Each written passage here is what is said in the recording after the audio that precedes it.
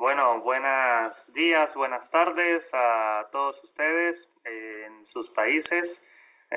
Acá estamos en la Argentina, son las 12 del mediodía.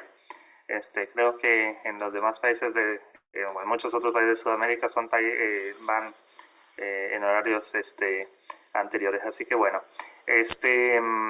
bueno, me encantaría hacer una preguntita, aprovechar y tomarme un par de minutos para escuchar a uno o dos de ustedes con respecto a esta pregunta. ¿Cómo ha sido su experiencia estas 3 semanas con los libros? En este caso hemos visto los deuterocanónicos, que son llamados así, ¿no? Porque hoy entramos a un tema un poquito diferente, que son los libros apócrifos, pero me gustaría escuchar un poquito cuál ha sido su percepción de esta introducción, porque eso es lo que es, ¿no? Una introducción. Así que me encantaría escuchar una o dos opiniones.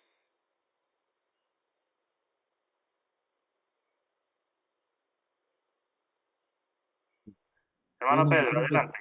sí, no, muy interesante e importante esta literatura.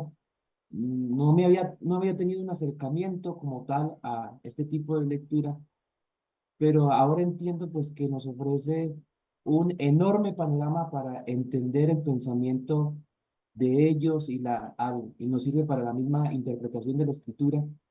Y son libros que nos aportan muchísimo en nuestro crecimiento espiritual, de conocimiento y de interpretación, que estaba tal vez desperdiciando, pero que ahora que tengo la oportunidad y entiendo el contexto, pues tengo ese reto de profundizar un poco más, que al decir verdad no los había leído, pero esta ha sido la oportunidad para introducirme y sí que me ha aportado muchísimo, la verdad que sí, y estoy contento por ello. Gracias, hermano Pedro. Eduardo, hermano Eduardo, adelante. Te escuchamos. Buenos días, profesor. Buenos días, colegas.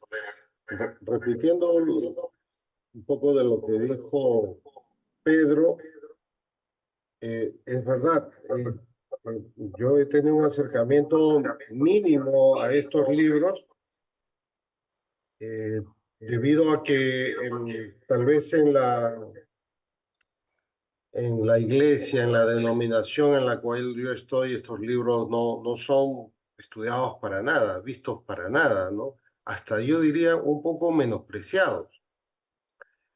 Pero luego de tener yo particularmente he tenido un pequeño acercamiento, pero no profundo, ¿no? Pero después de recibir las clases, he sentido que no es la percepción que yo tenía anteriormente, ¿no?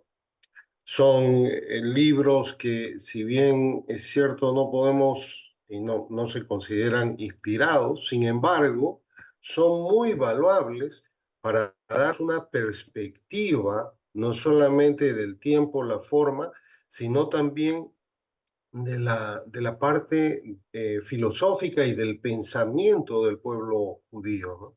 Que es tan importante en nuestra fe en la construcción, porque nuestra fe inició siendo un cristianismo judío, si queremos llamarlo de alguna forma. No fuimos nosotros cristianos occidentales desde el día cero, sino hay que entender esa perspectiva que el hermano Pedro muy bien lo apuntó, ¿no? Y ayudan mucho a la formación nuestra como cristianos verdaderamente, ¿no? Y yo creo que en muchas denominaciones existe como un miedo, un temor, de que si es que los creyentes nos acercamos a esta literatura, vamos a tener unas influencias hasta cierto punto negativas, ¿no? Pero no es así. Yo creo que leemos otro tipo de literaturas latinas sobre las vidas de los romanos, etcétera, y no pasa nada, ¿no? Y esto es algo como eso, pero es más profundo aún, porque nos ayuda a la comprensión de las raíces de nuestra fe, ¿no? Eso es lo que yo he pensado, me pareció muy importante el curso y gracias por permitirnos a todos nosotros la participación. Muchas gracias, hermano Eduardo. Muchas gracias, Pedro. Seguramente muchos de ustedes habrán querido decir algo, pero bueno, ustedes han venido en representación y bueno, me alegra escucharlos porque, como ustedes dicen, es literatura a la cual nosotros como evangélicos, los que somos evangélicos, no estamos muy acostumbrados, ¿no? Por ahí los que son católicos sí tienen más, han estado más en contacto con los libros, pero nosotros como evangélicos no mucho, o a veces nada, ¿no? Y bueno, es una linda oportunidad esta que estamos teniendo acá para conocerlos y la verdad que yo en lo personal le doy muchas gracias a Dios porque así esté ocurriendo. Bueno, mis queridos hermanos y hermanas, voy a empezar la presentación de hoy. Ya como hemos hecho las veces anteriores, cuando tengan una pregunta, levantan la manito y abordamos la pregunta. Si hay respuesta, la solucionamos y si no hay respuesta, quedará pendiente. La idea es que podamos aprender, ¿no? A mí me gusta, a mí en lugar de decir, esto es algo muy personal, ¿no? No me gusta tanto decir que estoy enseñando, sino que más bien estoy aprendiendo con ustedes. Porque, bueno, siempre es un continuo aprendizaje, ¿no? Así que bueno, vamos a arrancar y tenemos acá nuestra cuarta clase. Ya hemos, la cuarta clase significa que ya pasamos la mitad, hoy arrancamos la segunda mitad. Bueno, entonces en las primeras, como un breve repaso, una breve recorderis, tuvimos la introducción, luego empezamos ya los libros deuterocanónicos del segundo canon, ¿no? Deuterocanónicos, segundo canon, y vimos primero y segundo de Macabeos, introducción, ¿no? Todo acá lo que estamos viendo es introducción, un abordaje. Vimos la vez pasada Eclesiástico, libro eclesiástico, y hoy vamos a ver el libro primero de Enoc. Esto es muy interesante porque, digamos, en la sección 1, 2 y 3, y particularmente la 2 y la 3, estuvimos hablando de textos que están en las Biblias católicas. Ahora, estos libros que vienen 4 y 5 no se encuentran en las Biblias católicas, pero sí se encuentran en las Biblias etíopes, también Biblias cristianas de la ortodoxia etíope, Iglesia Ortodoxa Etíope. Allí tenemos el 4 y el 5. Y después el número 6 ya no lo vamos a tener en ninguna Biblia. Eventualmente alguna por ahí lo incluya.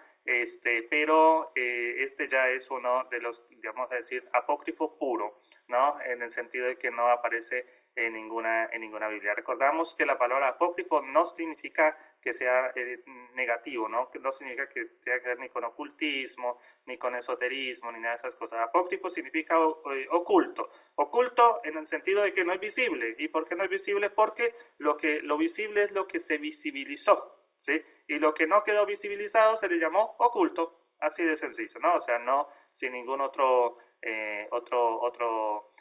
juicio de valor al respecto.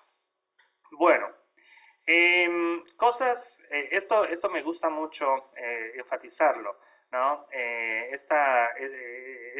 Para recordar, ¿qué tener en cuenta cuando nos acercamos a los libros deuterocanónicos, a los libros apócrifos?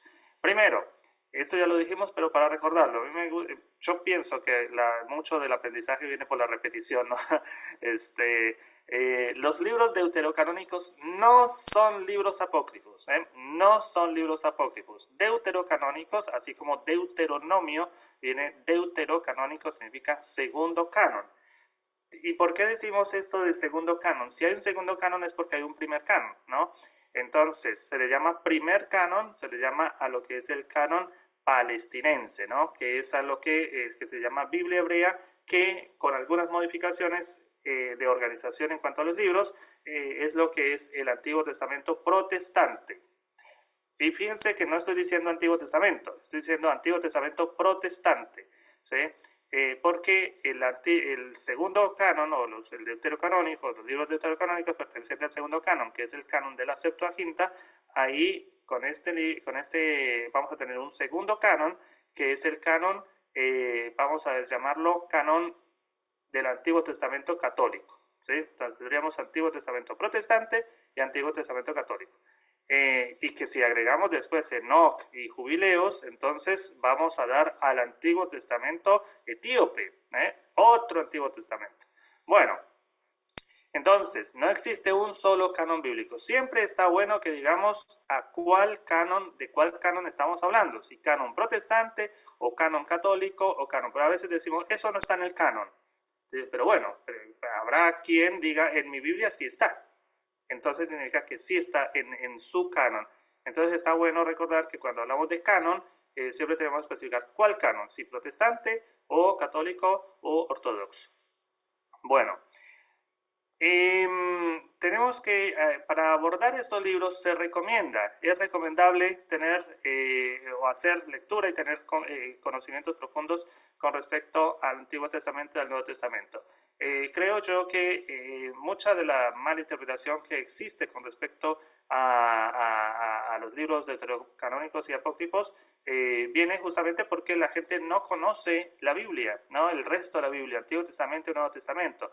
Entonces, al no conocerlos, a veces se mezclan cosas y todo eso. Yo les recomiendo mucha lectura, ¿no? Continuamente lo digo yo desde mi propia experiencia personal, ¿no? De leer, terminar una vez la Biblia, empezar otra vez, terminarla, volverla a empezar, siempre leyendo con propósito de conocerla, de conocer sus relatos, de conocer su teología, etcétera, conocer sus autores, muchas de las cosas que se pueden conocer a partir de la Biblia, ¿no? Ahora, esto es importantísimo, que algo no sea histórico no significa que sea falso, ¿sí? Que algo no sea histórico no significa que sea falso. ¿Por qué razón? Porque a veces la Biblia nos habla con lenguaje figurado y toma un evento y lo toma en lenguaje figurado. Y entonces nosotros a veces caemos en la tentación de leer eso literalmente cuando no era la intención del texto.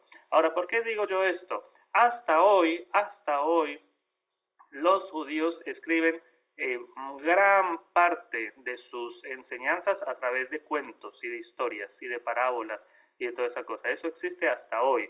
Ustedes, por ejemplo, agarran libros, por ejemplo, de las corrientes ortodoxas judías actuales y muchas son cuentos, relatos, y a través de eso se enseñan o brindan sus enseñanzas. Bueno, esa costumbre no es nueva, eso viene desde la antigüedad, porque en la antigüedad, con la cuestión de la tradición oral se transmite mejor a través de relatos, ¿no? A través de historias, no tanto a través de cosas teóricas, porque lo teórico puede ser que se olvide fácil, pero a nadie se le olvida, por ejemplo, la historia del arca de Noé.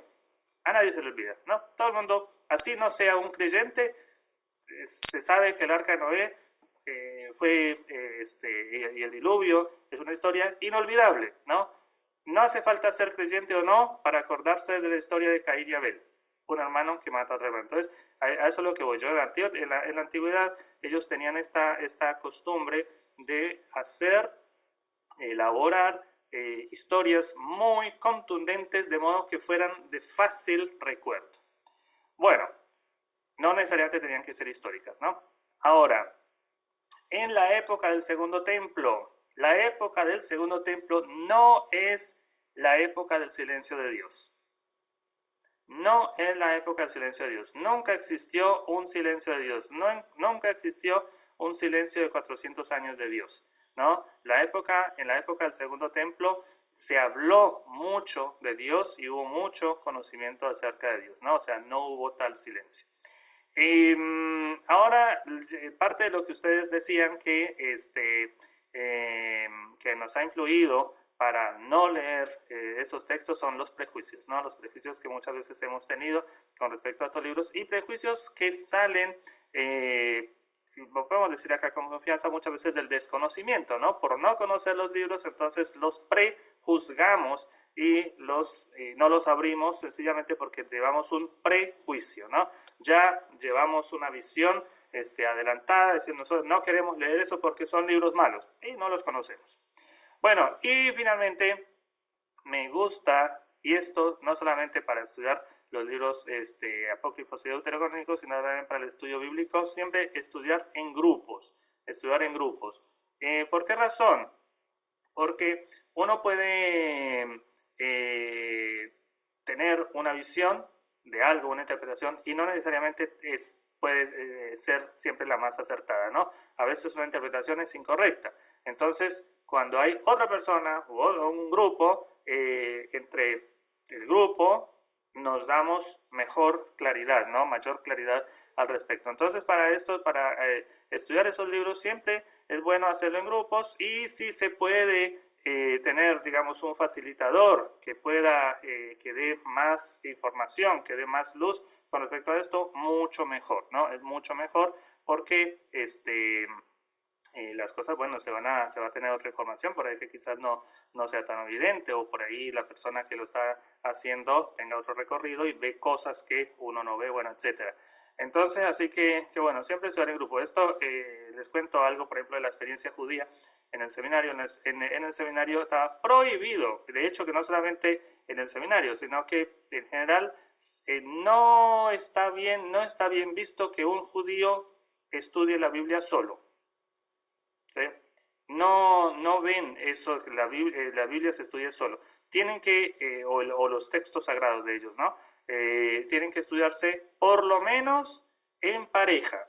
Y entonces esa pareja, le dicen en hebreo, o en realidad es una palabra aramea, dice Gebrutá. La Gebrutá, la Gebrutá es la pareja de estudios, ¿no? Es con quien uno estudia.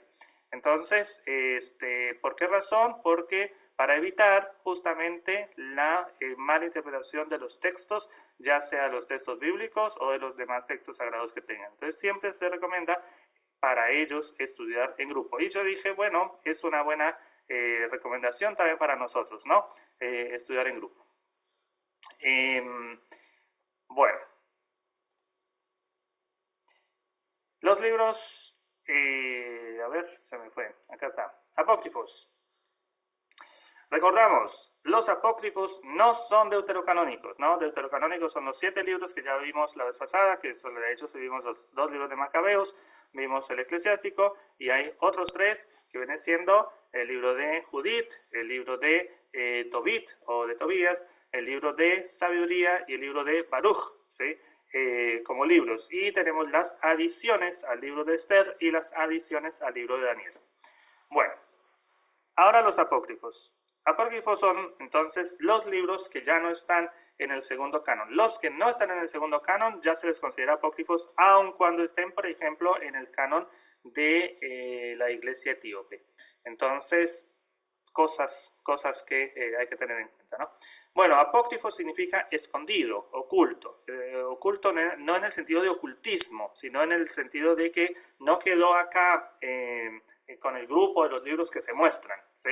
Quedó oculto. Bueno, no son libros esotéricos, ni están vinculados al ocultismo. Muchos son pseudoepigráficos. Pseudoepigráfico significa que tienen un nombre, se le asignan, digamos, a un autor que no es necesariamente el autor. Pseudo significa falso, ¿no? Epi es como sobre, y grafía, gráfico viene de grafía, que es escribir. O sea, epigráfico tiene que ver con el título, o sea, lo que hay sobre el escrito, que es lo que sobre el escrito es el título, ¿no? Entonces es como falsamente titulados, sería eso. Pseudoepigráfico significaría falsamente titulados, que tenemos en muchos casos. Por ejemplo, el libro de Enoch es uno de ellos, ¿no? El libro de Enoch, ya les digo, no lo escribió Enoch. El libro de Enoch no lo escribió Enoch, se llama libro de Enoch, pero no lo escribió Enoch. Como por ejemplo tenemos en el Antiguo Testamento nuestro, ¿no? Bueno, en todos los Antiguos Testamentos que hay, salmos, que dice por ejemplo a veces Salmo de David, y no es un Salmo de David, ¿no? Es un Salmo posetzílico, pero dice de David. ¿Por qué? Porque son salmos según el espíritu de David, o según la corriente de David, o según el pensamiento de David. Por eso se llama Salmo de David. Bueno, los apócrifos, entonces dijimos que no hacen parte de los cánones palestinense, o sea, Biblia hebrea, o tampoco del canon alejandrino, ¿no? O sea, Septuaginta.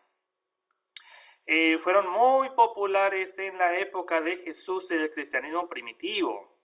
Los libros apócrifos, otra vez, fueron muy populares en la época de Jesús y del cristianismo primitivo. Los padres de la iglesia, los primeros cristianos, leían mucho los libros apócrifos y hacían parte de las homilías de ellos, ¿no? O sea, si uno lee, hay muchas referencias a los libros apócrifos y los leían porque era la literatura del momento, literatura sagrada del momento, ¿no? Después ya no se consideró más sagrada, bueno, no, cuando se cerró, digamos, un primer canon, dijeron estos sí, estos no. Entonces los que dijeron no, bueno, no se volvieron a leer más y los que sí siguieron siendo y conformaron lo que es nuestras Biblias.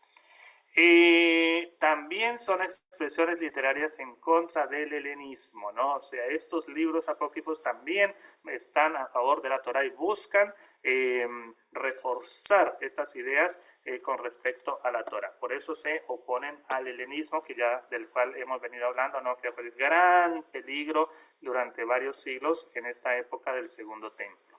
Y otra vez también revelan la diversidad de pensamiento. ¿Por qué razón? Porque unos pensaban una cosa y otros pensaban otra cosa. Entonces nos ayudan a decir, bueno, que justamente para eso estamos estudiando los apócrifos y estos libros deuterocanónicos, ¿no? Para saber qué pensaban en aquellos tiempos. Bueno, y con eso nos damos cuenta que el pensamiento judío nunca fue monolítico, nunca pensaron la misma cosa con respecto a lo mismo, ¿no? O sea, había una situación y unos pensaban una cosa y otros pensaban otra. Si ustedes leen, por ejemplo, la Mishnah o el Talmud, que son escritos rabínicos de los primeros siglos del cristianismo, se pueden dar cuenta de las discusiones, de las grandes discusiones de los rabinos con respecto a diferentes temas, ¿no? O sea, uno opinaba una cosa, otro opinaba otra cosa y a veces nunca se ponían de acuerdo. Bueno, y eso no es solamente propio de los primeros siglos del cristianismo, sino que ya viene de antes. Profundizan en lo sapiencial y lo apocalíptico, ¿no? Lo sapiencial y lo apocalíptico, ambas expresiones son de abajo hacia arriba, ¿no? Digamos que lo profético es de arriba hacia abajo, ¿no? Lo profético es lo de arriba hacia abajo. Dios dijo, Dios dice oráculo del Señor, dice alguna Biblia, o la palabra del Señor que vino a través del profeta fulano, ¿sí? Eso es de arriba hacia abajo, eso es lo profético. Lo sapiencial es de abajo hacia arriba. Lo sapiencial son los sabios y lo apocalíptico es la búsqueda que se hace de abajo hacia arriba, ¿no? O sea, por eso en lo apocalíptico hay como, digamos, ascensos, ¿no? Como ascensos. Hay como viajes, ¿no? O sea, por ejemplo, lo vemos en Apocalipsis de San Juan. En Apocalipsis de Juan vemos cómo Juan es llevado, ascendido, es llevado, ¿no? Entonces la apocalíptica tiene que ver con subir y lo sapiencial también es con subir, digamos, la voz humana. Amplían la visión de lo que se creía de Dios y el desarrollo de ciertas doctrinas, la resurrección, ángeles y demonios, mesianismo, etcétera, ¿no? Por ejemplo, recordamos, la resurrección es un tema eminentemente de la época del Segundo Templo, ¿no? En el Antiguo Testamento no tenemos la doctrina de la resurrección desarrollada. Encontramos 2 o 3 textos, tan solamente en el libro de Isaías, capítulo 26, y en el libro de Oseas, y después un texto tardío del libro de Daniel, ¿no? Pero que no nos hablan mucho, simplemente como mención. No hay estas ideas desarrolladas como si, por ejemplo, la vemos ya en el libro de los Macabeos, ¿no? Cuando dice, ¿por qué resucitan las personas? Y resucitan porque no alcanzaron a recibir su premio en esta tierra. Por eso van a resucitar, ¿sí? Pero antes no se pensaba en eso. Bueno, se desarrolla la idea de los ángeles y los demonios, ¿no? Por ejemplo, si uno lee lo que es el Antiguo Testamento, los libros del Antiguo Testamento, cuando yo digo acá en este momento, yo dije antes que distinguiéramos de cuál Antiguo Testamento estábamos hablando, ¿no? Pero ahora, cuando digo yo Antiguo Testamento sin especificar cuál, me voy a estar refiriendo al Antiguo Testamento protestante, vamos a asumirlo por así, ¿no? Entonces, el Antiguo Testamento no habla sobre los demonios.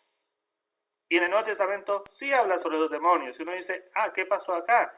¿Cuándo ocurre entonces la cuestión de los demonios o cuándo se desarrolla la doctrina? Bueno, en la época del Segundo Templo. Entonces, para eso uno tiene que recurrir a los libros, ¿no? Y bueno, eso lo encontramos varias de esas cosas en los libros deuterocanónicos. Los ángeles, ¿no? La cuestión de los ángeles con sus nombres, ¿no? Uno dice, bueno, si uno bíblicamente quisiera acotar los nombres de los ángeles, entonces uno diría que tenemos al ángel Miguel y al ángel Gabriel, ¿no?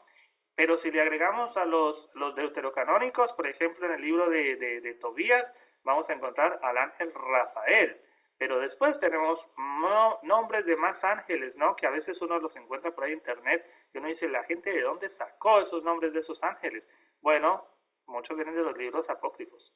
El mesianismo, la idea del mesianismo también se desarrolla en la época del Segundo Templo, ¿no? Que no es lo mismo, esta idea mesiánica que había en la época de Jesús, no es la misma idea mesiánica que había, por ejemplo, en el libro de Zacarías o en el libro de Isaías, que eso es apenas es incipiente la idea mesiánica que hay allí, o sea, el desarrollo del mesianismo se da en esta segunda época, o en esta época del Segundo Templo, ¿no? Y aparece bastante desarrollada en los libros apócrifos, así que por eso vamos a concluir esta parte diciendo que son buenos y que son útiles, ¿sí? Buenos en el sentido de que no son malos y útiles porque aportan muchísimo para el conocimiento, digamos, de nuestras propias doctrinas.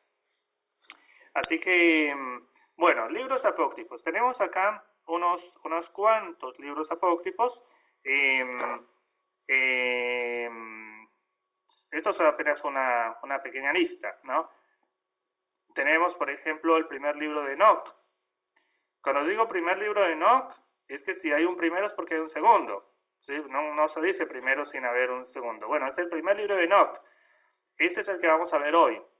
Este es de la época del Segundo Templo, generalmente, pero también existe el segundo libro de Enoc. El segundo libro de Enoc es un libro cristiano, ¿sí? Se llama Enoc eslavo. El Enoc eslavo. Es un Enoc que es cristiano del siglo, más o menos siglo III o IV del cristianismo, de la época cristiana. Y está el tercer libro de Enoc, que es el Enoc hebreo, también es de la misma época, más o menos, del primeros siglos del cristianismo. O sea, digamos que el segundo libro de Enoc y el tercer libro de Enoc ya no pertenecen a la época del Segundo Templo, sino que ya pertenecen a la época cristiana, a la era cristiana, aun cuando uno de esos haya sido escrito por los cristianos y el otro haya sido escrito por los judíos, ¿no? ¿Qué significa esto? Que había una gran corriente de pensamiento que seguía estas ideas alrededor de este personaje Enoc, ¿no? Que es Enoc, el de la Biblia, por supuesto. Ya vamos a ver un poquito quién es. Bueno, también tenemos el libro de jubileos, de los jubileos, ¿no? ¿Se acuerdan que los jubileos era un periodo de tiempo de 50 años? Bueno, este libro de los jubileos lo vamos a ver en la clase que viene, así que no se la pierdan porque va a estar muy buena. Les adelanto ya que es como si fuera una versión del Génesis, otra versión del Génesis, les llaman también Pequeño Génesis. Así que es un libro muy bonito, que les animo a que lo puedan leer en algún momento. También tenemos la Asunción de Moisés. Asunción de Moisés. Y uno dice, ¿cómo Asunción de Moisés? Claro, bueno, ustedes vieron en el Nuevo Testamento. El Nuevo Testamento solamente hay uno, ¿no? Entonces con ese no hay ningún problema. El Nuevo Testamento son todos los mismos libros de todos los cristianos, tenemos los mismos libros del Nuevo Testamento, así que no hay problema. El problema es con el Antiguo Testamento, que unos tienen unos, otros tienen otros y otros, ¿no? Bueno, tenemos la Asunción de Moisés en el Nuevo Testamento, nos habla, por ejemplo, de la transfiguración de Jesús, que nos dice que con Jesús se presentó Elías y Moisés. Bueno, con Elías no es problema, porque Elías fue al cielo, ¿no? Dice el texto. Elías fue arrebatado en un carro de fuego y se fue al cielo. Entonces, claro, como Elías no muere, entonces Elías puede regresar y se presenta con Jesús. ¿Y cuál es el problema con Moisés? Moisés, claro, ¿cómo es que Moisés puede aparecer en la transfiguración siendo que se había muerto? Entonces, en los libros apócrifos, en uno de estos, la Asunción de Moisés, va a decir, no, es que Moisés no murió. Lo que pasa es que cuando Moisés sube al monte, dice que Dios lo escondió, o Dios lo sepultó, o Dios lo ocultó, pero nadie fue testigo de eso. Entonces, eso es una forma de decir que más bien que Dios se lo llevó sin que Moisés hubiera muerto. Entonces, como Moisés no murió, van a decir en este libro, entonces por eso es que Moisés sigue viviendo. El Nuevo Testamento va a retomar esa historia, y va a decir, Moisés está vivo y se aparece y comparte con Jesús y juntamente con Elías allí en el monte de la transfiguración. Bueno, también tenemos dos libros adicionales de los Macabeos, ¿no? Habíamos visto que los libros deuterocanónicos están primero de Macabeos y segundo de Macabeos. Bueno, tan importante fue la gesta de los Macabeos que se escribieron otros dos libros, el tercer libro de Macabeos, el cuarto libro de Macabeos, que eventualmente pueden aparecer en algunas Biblias, o sea, algunas Biblias lo pueden llegar a tener también. Particularmente Biblias ortodoxas, ¿no? No estamos hablando de Biblias ni protestantes ni católicas, sino más bien ortodoxas. Pueden tener los libros de los Macabeos tercero y cuarto. Tenemos la carta de Aristeas. La carta de Aristeas, por ejemplo, es la carta que va a hablar sobre la Septuaginta, ¿no? Entonces, de cómo se formó la Septuaginta, y entonces, muy típico del pensamiento hebreo de aquellos tiempos, relatan la historia, pero no relatan la historia de una forma histórica, sino siempre adornada con algunos elementos que ellos consideraban importantes. Por ejemplo, dijeron que la Septuaginta había sido el producto de una traducción que había durado 70 días, viste que Septuaginta viene de 70, ¿no? Septuaginta, los 70, lo llama la Biblia los 70. 70 días por 70 sabios, ¿no? Cada uno de estos sabios, entonces así vamos a decir, dice el relato, que estos 70 sabios, o traductores, o rabinos, fueron puestos en habitaciones diferentes todas, ¿sí? 70 lugares diferentes, 70 mesas, 70 habitaciones, 70 lugares diferentes.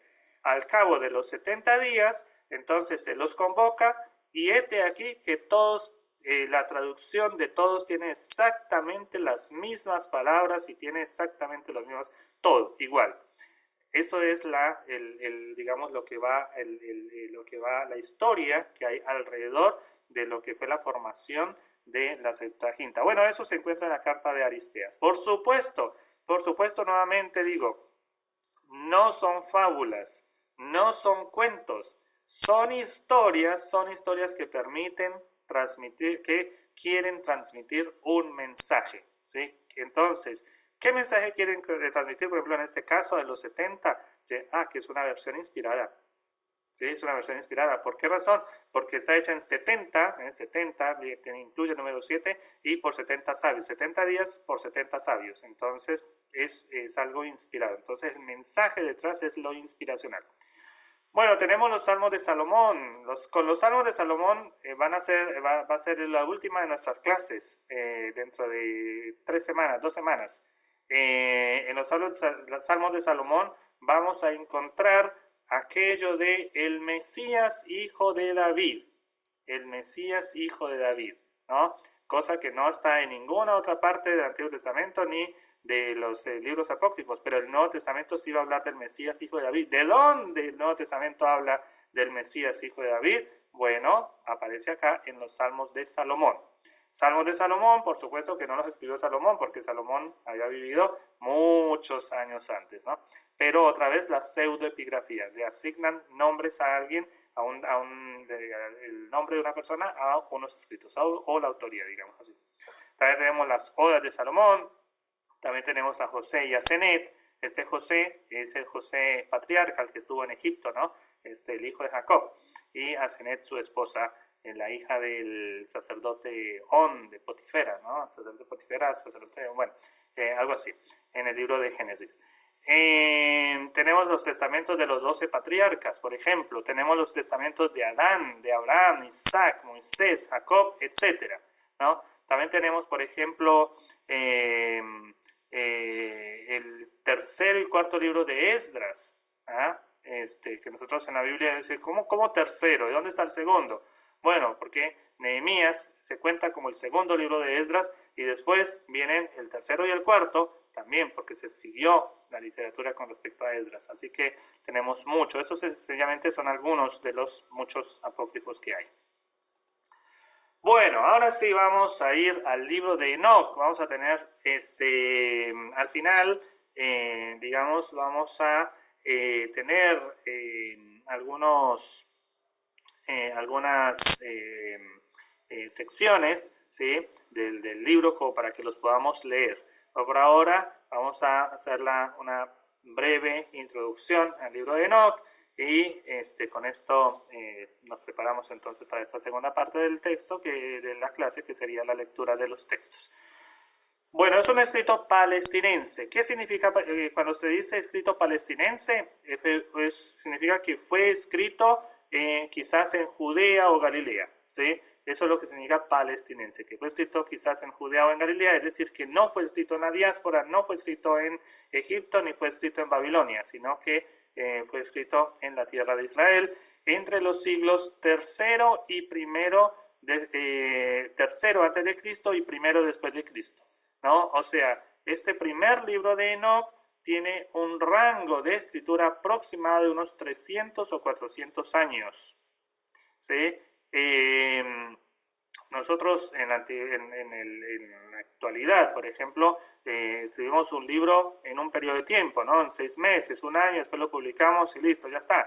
Y si no, le sacamos si queremos un segundo parte del libro, bueno, se publica en el año siguiente o se publica todo junto, repartido en 2, etcétera. Pero no era el problema, no era la situación de aquellas personas en aquellos tiempos. A ellos no les preocupaban terminar el texto, sino que lo iban modelando, ¿no? Agregándole cosas, y así fue como ocurrió. Por ejemplo, lo tenemos en el libro de Isaías. El libro de Isaías tiene unos 200 o 300 años de periodo de escritura, ¿no? El libro de Isaías actual que tenemos en nuestras Biblias no se escribió de una sola tirada, sino que fue un libro que se fue escribiendo con el tiempo, con digamos, periodos tan extensos como 200 o 300 años. Bueno, igual le ocurrió al libro de Enoch, ¿no? También se fue escribiendo de a poco, y tomó varios años y varios siglos. Del libro de Enoch se encontraron fragmentos en Qumran, ¿no? Qumran, recordamos que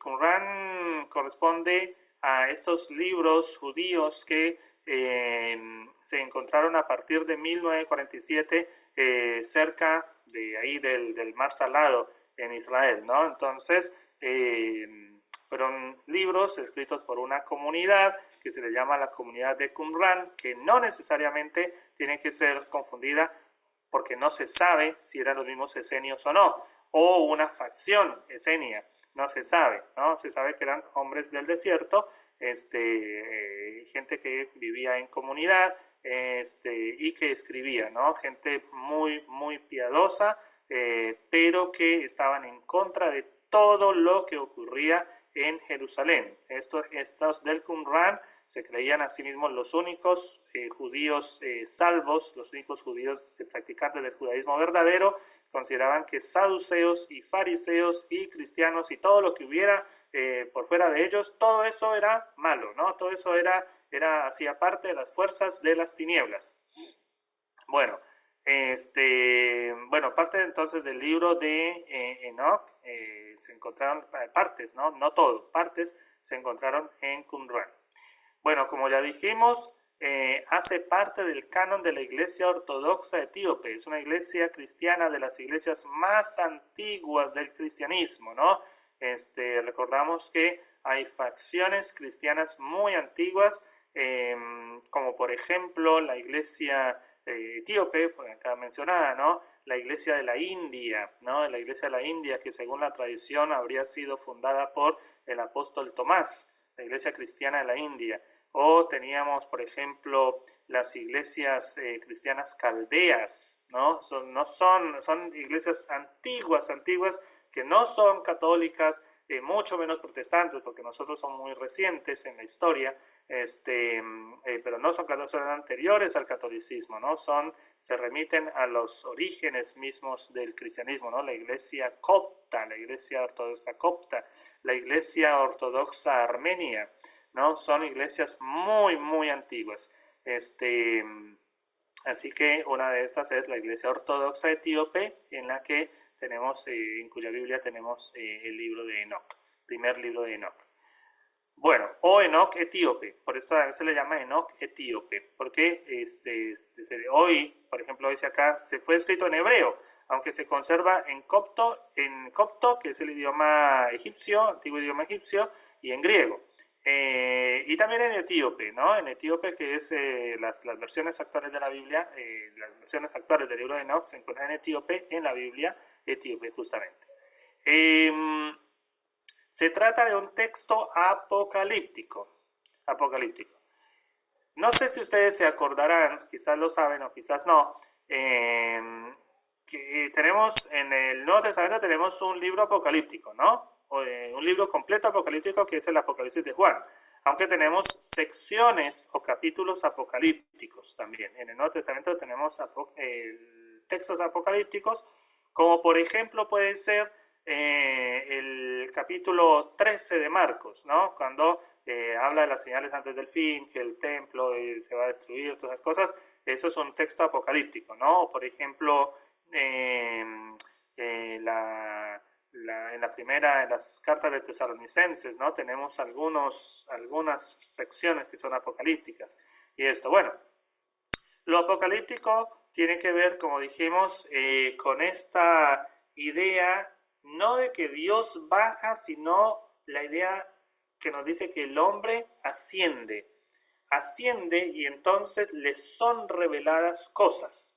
Eso es la apocalíptica, ¿no? Que ocurre, por ejemplo, en el Antiguo Testamento, en el Antiguo Testamento, en este caso el único testamento cristiano y católico, el único texto apocalíptico completo es el libro de Daniel. ¿Sí? El libro de Daniel, texto apocalíptico. Pero también tenemos otros textos apocalípticos, mismo en Isaías, mismo en Ezequiel, Zacarías, también hay apocalipsis allí, ¿no? Tiene que ver con revelación, es decir, Dios le muestra algo a alguien, ¿sí?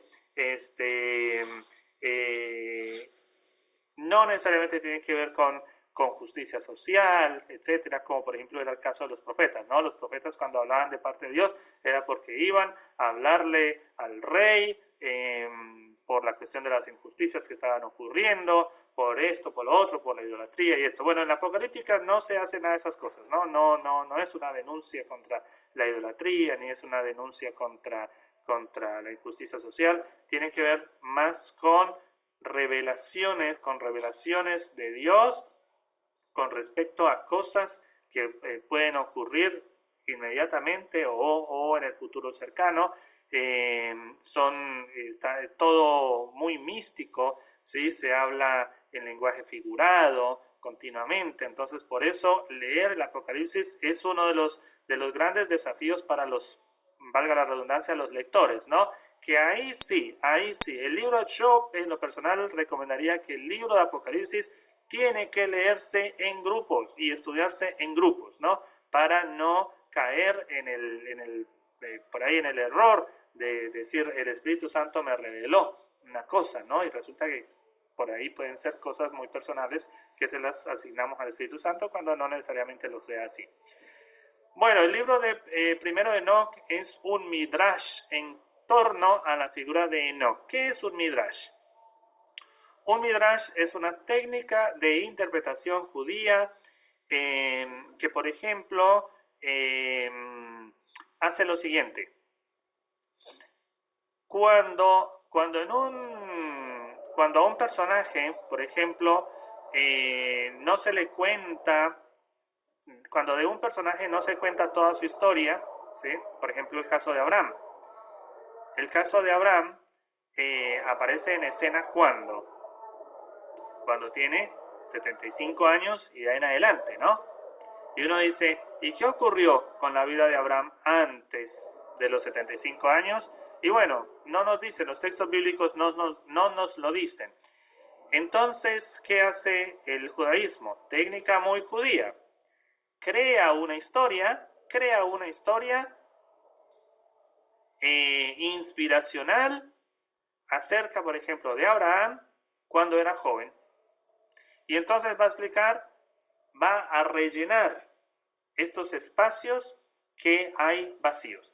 Entonces, por ejemplo, con respecto a Enoc, ¿qué sabemos de Enoc? Lo único que nos dice la Biblia, que ya lo vamos a ver un poquito, pero nos vamos adelantando, es que Enoc fue el séptimo desde Abraham, está en el capítulo 5 de Génesis, ¿no? En esta genealogía de Génesis, dice séptimo desde Abraham, y dice que Enoc caminó con Dios, vivió 365 años, y Dios se lo llevó.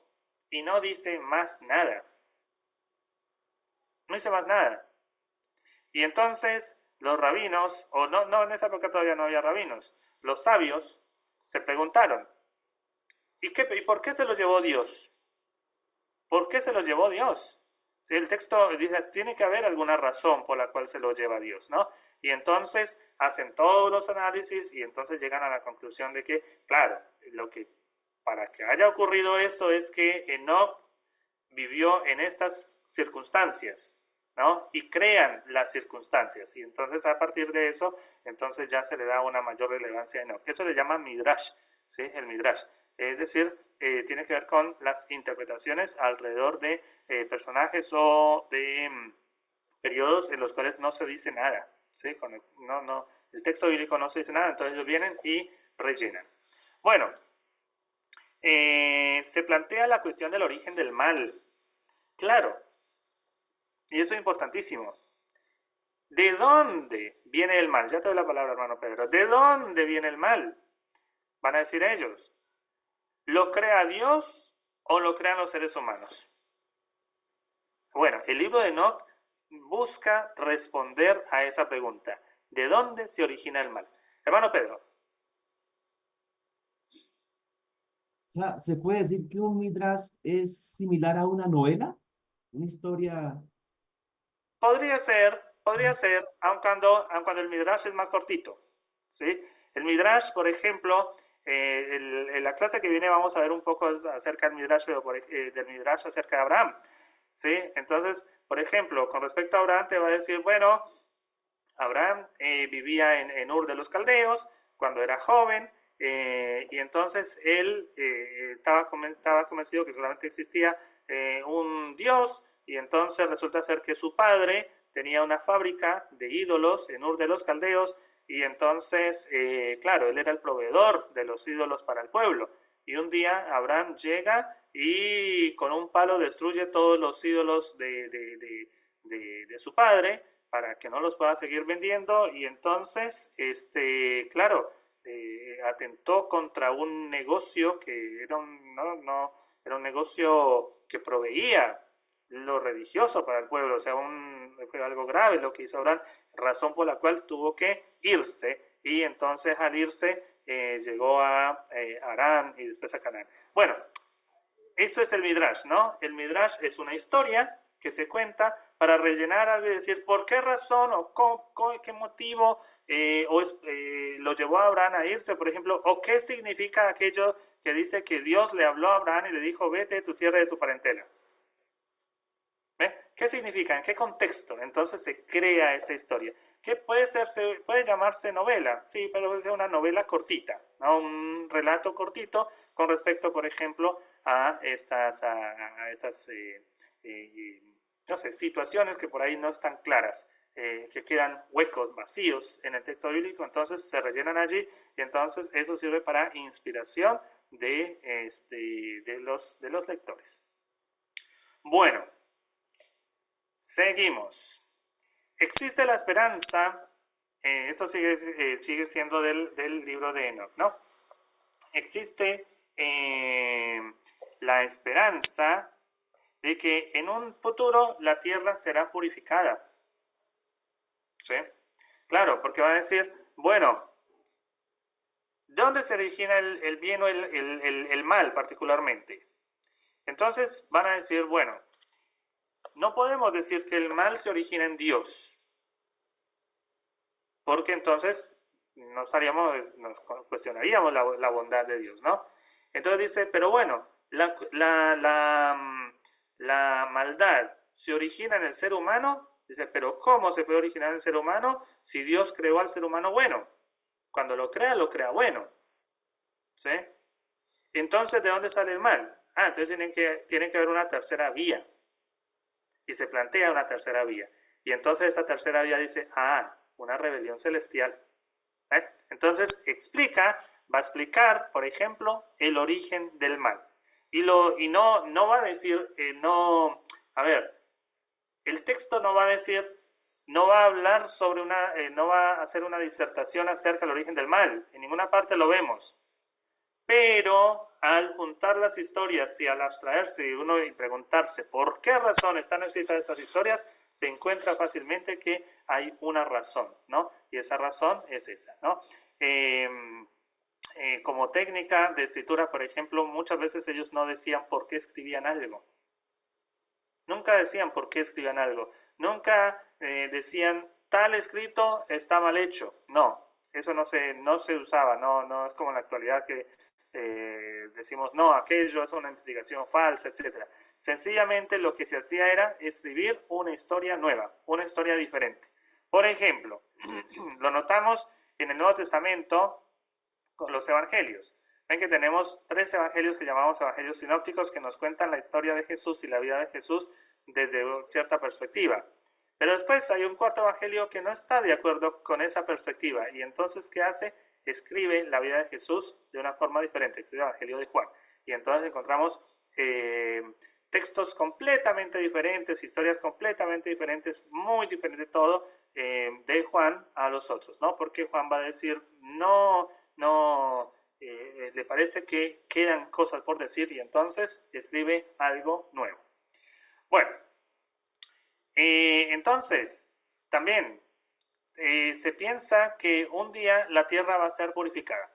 Ahora, acá es importante, esto es importantísimo, porque claro, antes hablamos de la cuestión apocalíptica, ¿no? Y en la apocalíptica generalmente va a hablar de aquel día, y aquel día, y aquel día se oscurecerá el sol, caerán las estrellas, y aquel día será de lamento, y aquel día, y siempre va a hablar de aquel día. Y entonces a veces nosotros cuando somos incautos con la lectura, pensamos que aquel día es el día del juicio final o el día final, ¿no? El día del fin del mundo. Pero no es eso, no existe en la Biblia, en ninguna parte de la Biblia no existe el final del mundo. Lo que existe es el final de una era, es lo que existe, ¿no? Lo que existe es el final de una era y el inicio de otra. Entonces, por ejemplo, aquel día puede ser, por ejemplo, la caída de Jerusalén, la destrucción de Jerusalén, aquel día, ¿sí? Porque aquel día es algo terrorífico. Es el día en que ocurre, el día o los días en que ocurren cosas desastrosas para el pueblo. Y a partir de entonces hay un cambio de historia, cambia radicalmente. Entonces, aquel día es algo que muestra que muestra la diferencia entre un periodo anterior y un periodo posterior. Entonces, por ejemplo, la destrucción de Jerusalén es aquel día, ¿sí? Eso es aquel día. Por ejemplo, la destrucción del segundo templo, eso también es aquel día, ¿sí? Aquel día. Entonces, hay una cuestión con aquel día, ¿no? Entonces, aquel día, todo esto va a ser destruido. Pero claro, destruido, pero sigue. No es que se acabó el mundo, porque no hay en el mundo. Mismo piense en Apocalipsis de Juan, capítulo 21. Dice una nueva Jerusalén, una nueva tierra, una nueva cielo. ¿Qué significa eso? Pero dice que el cielo fue destruido. No dice que el cielo fue destruido o que la tierra haya sido destruida o que Jerusalén haya sido destruida. No, lo que pasa es que no es que todo eso se acabó y que Dios está creando de nuevo. No es que está creando de nuevo. Lo que pasa es que se está arrancando un nuevo periodo, ¿no? Entonces, esta es la idea, digamos, judía con respecto a aquel día es el terminar un periodo y arrancar otro. Entonces, por eso va a hablar de esta futuro, esta esperanza de que la tierra un día va a ser purificada. ¿Cuándo? Cuando venga aquel día. Bueno, se desarrolla la angelología y la demonología. Esto ya lo dijimos un poquito antes, ya lo vamos a ver también. Enoc, por ejemplo, es un mediador entre Dios y los hombres. Bueno, ¿le suena esto? Jesús es el mediador entre Dios y los hombres, decimos. Bueno, antes de Jesús, mediador entre Dios y los hombres, ya estaba Enoc, mediador entre Dios y los hombres. Enoc es citado directamente en el Nuevo Testamento, en la carta, en la primera, esta pequeña carta de Judas, versículos 14 al 16. Estos versículos 14 al 16 son una cita del primer libro de Enoc, capítulo 1, versículo 9. El personaje Enoc fue censurado en el Talmud, ¿no? El Talmud fueron estos escritos judíos de los primeros siglos del cristianismo, que van a ser la esencia, digamos, del pensamiento rabínico. Bueno, allí Enoc fue censurado. ¿Por qué razón? Porque, como les dije antes, se empezó a desarrollar toda una tradición con respecto a Enoc y se habló, varios, tanto judíos como cristianos, hablaron alrededor con respecto a Enoc y desarrollaron teorías con respecto a Enoc.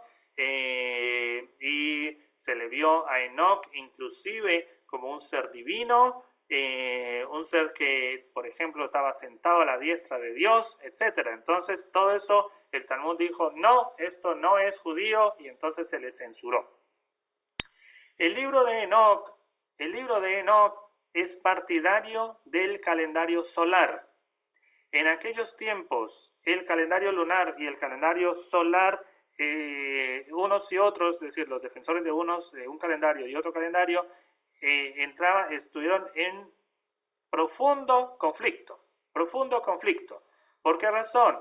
Porque había unos que decían lo correcto es el calendario solar, porque con eso cada año las fiestas caen en la misma fecha, ¿sí? Las fiestas caen en la misma fecha, que es lo que tenemos nosotros hoy. El 25 de diciembre siempre va a ser 25 de diciembre, ¿no? Perdón la redundancia o el ejemplo. El 25 de diciembre, vamos a ver así, el nacimiento de Jesús siempre se va a celebrar el 25 de diciembre. Caiga el día que caiga. La Semana Santa se va a celebrar, bueno, esa a veces medio se mueve, pero ponemos el 25 de diciembre, es fijo. Bueno, lo que ellos buscaban era que las fiestas fueran fijas, porque con el calendario lunar se va desfasando y cada 19 años hay que meter un nuevo mes, un mes bisiesto, para reacomodarlo nuevamente. Bueno, entonces ellos decían que el calendario lunar originario de Babilonia no era el más adecuado, no era el adecuado. Por eso, y entonces tenían un gran conflicto, porque claro, las personas decían, bueno, pero ¿cuándo celebramos la Pascua? ¿Cuándo celebramos? ¿Ahora o después? ¿No? Que es, por ejemplo, si ustedes se fijan, la Iglesia Ortodoxa y el cristianismo occidental tenemos dos fechas diferentes. Nosotros, por ejemplo, tenemos la Navidad el 25 de diciembre. La Navidad ortodoxa en Rusia y en Grecia y en las partes donde la Iglesia Ortodoxa es predominante, la Navidad es el 6 de enero. ¿Ven? Entonces, entonces el creyente que dice, ¿cuándo celebro la Navidad? ¿O en diciembre 25 o el 6 de enero? Bueno, ellos también les pasaba lo mismo, ¿no? ¿Cuándo se celebran las fiestas? ¿Según qué calendario? ¿El solar o el lunar? Bueno, el libro de Enoc está a favor del calendario lunar. Alguien dijo acá, Gustavo Martínez, dice, los ortodoxos celebrarán la Pascua mañana por esa diferencia de calendario. Ahí está. Bueno, muchas gracias, Gustavo. Es cierto, ¿no? Entonces, tenemos ahí esta cosa de las fechas, ¿no? Nosotros ya celebramos la Pascua y ellos recién la van a celebrar. Bueno, existe también el segundo libro de Enoc, el tercer libro de Enoc, ya lo mencioné. El libro primero de Enoc fue excluido del canon occidental en el sínodo de la Odisea en el año 364 d.C. Fue traído a Occidente desde Etiopía en el año 1773 y de allí se tradujo al inglés por primera vez en 1821. O sea, estamos con un libro que se conoce en inglés, digamos en su traducción, hace ya 200 años. ¿Qué significa esto? Que para la época de Lutero este libro no era conocido. ¿No? Entonces, como no era conocido este libro, Lutero no habló de él. ¿Ves que sí habló de los deuterocanónicos? De los deuterocanónicos que dijo que no eran libros inspirados, dijo, pero que se podían leer porque eran útiles, ¿no? Y los dejó al final de la Biblia. Dijimos que esos libros estuvieron allí hasta 1826 entre el Antiguo y el Nuevo Testamento. Ya después se sacaron. Pero, digamos, los libros, este libro primero de Enoch, no era conocido por Lutero, ¿sí? Bueno, Enoch en la Biblia. Dice, ¿qué nos dice el texto de Génesis? Nos dice que Enoch vivió 65 años y engendró a Matusalén, y caminó Enoch con Dios después que engendró a Matusalén 300 años. Y engendró hijos e hijas, y fueron todos los días de Enoch, ¿cuántos? Miren este número, 365 años, que coincide con el calendario solar que se propone en el libro de Enoch. 365, ¿no? 365 días. Bueno, ¿por qué? Porque Enoch vivió 365 años. Caminó pues Enoch con Dios y desapareció porque Dios se lo llevó. Eso es lo único que nos dice el texto bíblico con respecto a Enoch, y no nos dice más nada. Bueno, se menciona posteriormente, ¿no? En Crónicas, por ejemplo, lo volvemos a ver. Arranca el libro de Crónicas diciendo así, escuetamente: Adán, Set, Enos, Cainán, Mahalaleel, Jared, Enoch, Matusalén, Lamec, Noé. No dice más nada. El Sirácida, ¿se acuerdan del Sirácida? ¿Quién es? Eclesiástico, el libro de Eclesiástico. Lo vimos la vez pasada. Se menciona 2 veces Enoch en el Sirácida. Dice, Enoch vivió de acuerdo. Acá ya nos dice algo. Eso significa que para la época en que se escribió el Sirácida, que fue hacia el año 180 a.C., el libro de Enoch, la primera parte, ya estaba escrita, ya se conocía, ya rondaba por ahí. Entonces ya se habla un poquito más de Enoch. Entonces dice, Enoch vivió de acuerdo con la voluntad del Señor y dejó un ejemplo para todas las edades. ¿Cuál ejemplo? El texto bíblico no lo dice, pero ya en la época del Segundo Templo se hablaba de esa. Bueno, después dice, pocos ha habido en el mundo como Enoch.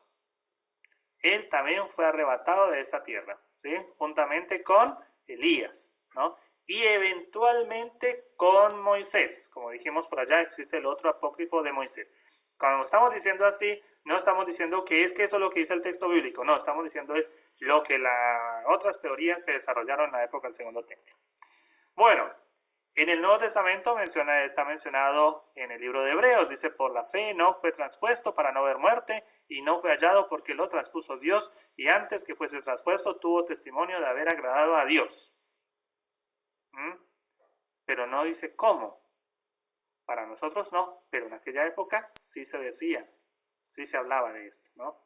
No quedó registrado en el Nuevo Testamento, pero sí se hablaba, la gente hablaba. Judas, de estos también profetizó Enoch. Profetizó, o sea que acá está diciendo que era un profeta. Séptimo desde Adán, diciendo. Entonces seguramente el primer profeta. Es lo que se creía, ¿no? Dice así, versículo, y este versículo cita directa del libro de Enoch. Dice, he aquí, vino el Señor con sus santas decenas de millares para hacer juicio contra todos y dejar convictos a todos los impíos de todas las obras impías que han hecho impíamente y de todas las cosas duras que los pecadores impíos han hablado contra él. Es decir, un libro que va directamente contra la impiedad, ¿sí? Porque está a favor de la defensa de la Torá. Bueno, ahora viene acá, y ahora vienen los versículos contexto. Estos son versículos del libro de Génesis que van a ser el contexto en el cual se desarrolla el libro de Enoch. Dice así, capítulo 6, cuando los seres humanos comenzaron a multiplicarse sobre la tierra y tuvieron hijas, entonces ocurrió que los hijos de Dios, fíjense, vieron que las hijas de los seres humanos eran hermosas, entonces tomaron como mujeres a todas las que desearon. Entonces, claro, eso es lo que nos dice el texto. Entonces hay que elaborar un midrash alrededor de todo esto, ¿no? Dice, pero el Señor dijo, mi espíritu no permanecerá en el ser humano para siempre, porque no es más que un simple mortal, por eso vivirá solamente 120 años. Y entonces dice que, entonces ese versículo 3 es como un añadido allí, ¿no? Porque uno del 2 puede pasar al 4. dice que al unirse, en el 4 dice, al unirse los hijos de Dios con las hijas de los seres humanos y tener hijos con ellos, nacieron a los gigantes, que fueron los famosos héroes de antaño. A partir de entonces hubo gigantes en la tierra. Habrá una raza diferente de la humana. Es la raza de los gigantes. O sea, aparecen acá tres grupos. El grupo de los hijos de Dios, el grupo de los humanos con sus mujeres y el grupo de los gigantes. Bueno, ya vamos a seguir. Ténganlo en mente. Capítulo 6, antes del diluvio. Enoc, en el primer libro de Enoc, ¿qué se dice? ¿Qué dice Enoc de sí mismo, no? ¿Qué dice el libro de Enoc? Entendiendo otra vez que el libro de Enoc no lo escribió Enoc, por supuesto. Es un escriba a quien Dios le revela el futuro. Fíjense, es un escriba. ¿Sabes que el libro de Judas dice que era un profeta? Acá dice que es un escriba. Fue un pregonero de la justicia en su tiempo, ¿no? Como los profetas. Es el elegido, el Hijo del Hombre, y como tal preexistente. Entonces, bueno, esto nos va explicando, nos va tirando ideas de por qué los primeros cristianos leían tanto el primer libro de Enoc. Después de su asunción se encuentra junto a Dios. ¿Ven? Que es muy parecida a la doctrina cristiana con respecto a Jesús. Bueno, secciones del primer libro de Enoc. El primer libro de Enoc en realidad es una colección de 5 libros, es un pentateuco más o menos, ¿no? Los 5 libros, ¿cuáles vienen siendo? El libro de los vigilantes, primero tenemos una introducción, pero el primero libro de Enoc tiene 5 libros. Primer libro que llama el libro de los vigilantes, segundo el libro de las parábolas, tercero el libro astronómico, cuarto el libro de las visiones y sueños y quinto la epístola de Enoc, el libro de Noé. ¿Sí? O sea, los libros son del 2 hasta el 6 con una introducción, ¿no?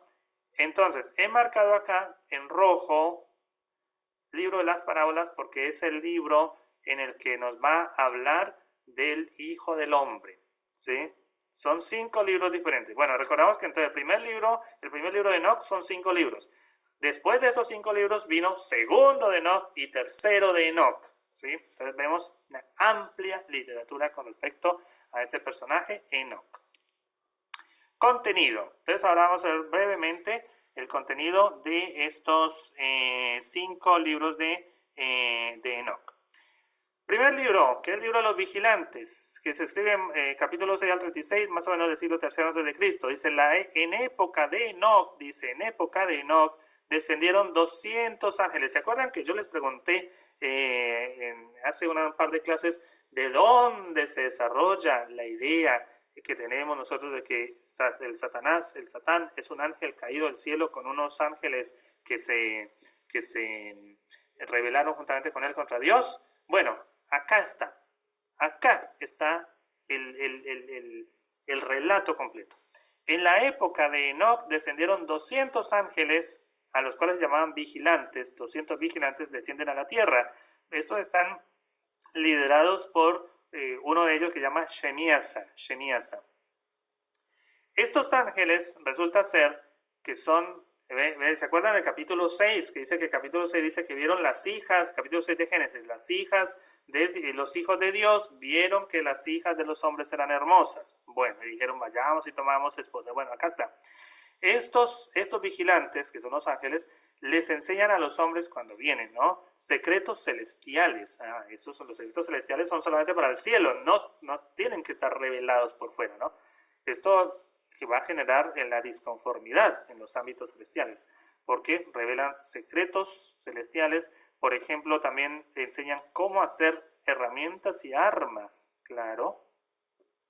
¿Por qué el ser humano llegó a ser tan violento? Y bueno, porque hubo unos ángeles celestiales que enseñaron a las armas, les enseñaron prácticas de ocultismo y les enseñaron también el maquillaje, ¿no? Demoníaco, el maquillaje. Bueno, su unión con las mujeres produjo gigantes que se devoraban todo. como eran grandes, eran insaciables. Tan llegó a ser el hambre que cuando se acabó la comida comenzaron a devorarse a los seres humanos, pero antes se consumían a los animales y se los consumían con sangre, y eso estaba prohibidísimo, ¿no? Entonces, ya cuando comienzan a consumirse a los humanos, entonces Dios va a decir, no, acá ya se pasaron de la raya, hay que hacer algo. Bueno, Dios sentencia a los vigilantes, o sea, a los ángeles, y a los gigantes, es decir, a sus hijos, al castigo eterno. En realidad, los que van al castigo eterno son los vigilantes, porque los gigantes habrían muerto en el diluvio. Ellos están sentenciados a morir en el diluvio. Bueno, los vigilantes le piden a Enoc que interceda por ellos. Bueno, hay una pregunta antes de seguir. Pregunta, ¿existe algún vínculo entre el mito de los vigilantes en Enoc y el mito de Prometeo, quien como titán también ayuda a los seres humanos? Bueno, el caso de Prometeo es que ayuda a los seres humanos. Los vigilantes no ayudan a los seres humanos. Los vigilantes vinieron a, ¿cómo se llama? A tomar esposas y a enseñarles lo que no debían haberles enseñado, porque por eso van a decir que los seres humanos se van a volver malos, ¿sí? Puede ser que sí haya vínculos, ¿no? En el sentido de que en la época del Segundo Templo hay este contacto con ya la literatura griega, ¿no? Y con los mitos griegos, y hay mucho en común de los mitos griegos con la literatura hebrea. Por ejemplo, el caso de Sansón. El caso de Sansón puede haber sido el resultado de un encuentro del pensamiento hebreo con el griego. Entonces el Hércules griego se va a ser replicado en el pensamiento hebreo y aparece Sansón, ¿no? Son teorías, no estoy diciendo que eso es así, pero para algunos estudiosos creen que hay estos vínculos, ¿no? Entonces puede ser que el mito de los vigilantes tenga vínculos con, digamos, los semidioses o los dioses estos griegos. Bueno, los ángeles celestiales leales a Dios se encargan de ejecutar el castigo sobre los vigilantes y los gigantes, ¿no? Los gigantes, acordamos, son los hijos de los vigilantes. La tierra será purificada mediante un diluvio. Eso va a decir el libro de los vigilantes, que es el primero. El segundo, dentro del primer libro, ¿no? Todo esto estamos hablando del primer libro, ¿no? Los 5 libros del primer libro. En el segundo, que es el libro de las parábolas, este es tardío, siglos primero antes de Cristo y siglos primero después de Cristo. O sea que en la época de Jesús seguramente se estaba escribiendo. Este libro de las parábolas no fue encontrado en Qumran. No fue encontrado en Qumran. Entonces por eso se cree muchas veces que puede haber sido una producción cristiana. Bueno, el Hijo del Hombre es preexistente. Acá ya no va a hablar de los vigilantes, ya va a hablar sobre el Hijo del Hombre. El Hijo del Hombre será quien juzgue a los hombres. Tras el juicio, los justos serán resucitados y premiados. Y se cree que es un libro que está en polémica con el cristianismo, ¿no? O sea, por eso se cree que es de esa época. Porque el cristianismo, según el Evangelio de Marcos, va a decir que el Hijo del Hombre es Jesús. Y esta sección o este libro de las parábolas va a decir el Hijo del Hombre es Enoc. O sea, en aquel primer siglo no estaba claro quién era el Hijo del Hombre.